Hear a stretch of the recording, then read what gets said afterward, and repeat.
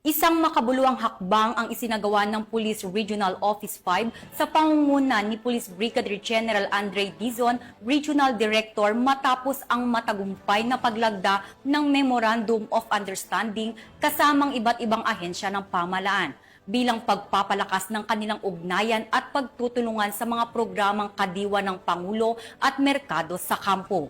Police Staff Sergeant Mercolito Lovendino Jr. sa report.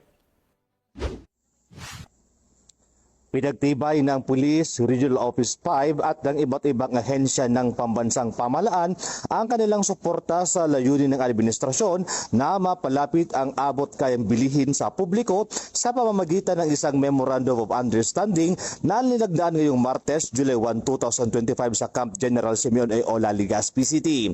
Ang kasunduan ay bahagi ng pinalakas na implementasyon ng programang Kadiwa ng Pangulo, gayon din ang inisyatibong Agraryo Merkado sa Kampo na regular din sila sa gawa tuwing Martes sa loob ng kampo.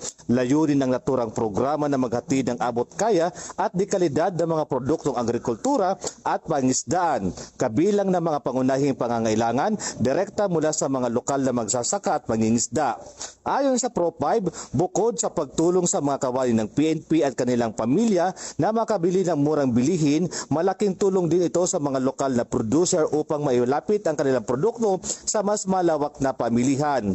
Bahagi rin ito ng kampanya ng pamahalaan na palakasin ang food security, istulong ang inclusive growth at itaguyod ang kooperasyon sa pagitan ng mga uniform personnel at sibilyan. Dumalo sa aktibidad ang mga katutuan mula sa Department of Agriculture, Department of Agrarian Reform, Department of Trade and Industry at iba pang partner agencies kabilang ng patunay ng kanilang pagtutulungan para sa tagumpay ng programa.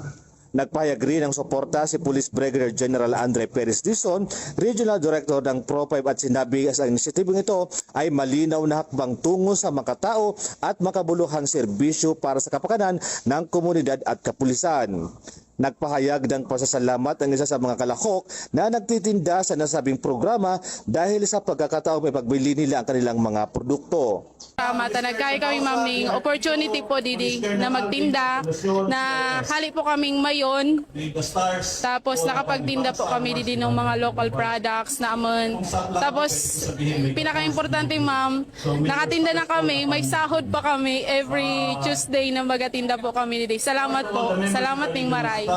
Ang kadiwa ng Pangulo at Agraryo Merkado sa Kampo ay inaasahang magpapatuloy sa mga susunod na buwan na posibleng palawakin pa sa iba pang kampo at himpilan sa reyon upang mas mapalawak ang benepisyo nito. Mula dito sa Bicol Region, ako po yung Police News Network Correspondent, Police Staff Sergeant Mercolito P. Lovendino Jr. Alagad ng batas, tagataguyod ng balitang pulis.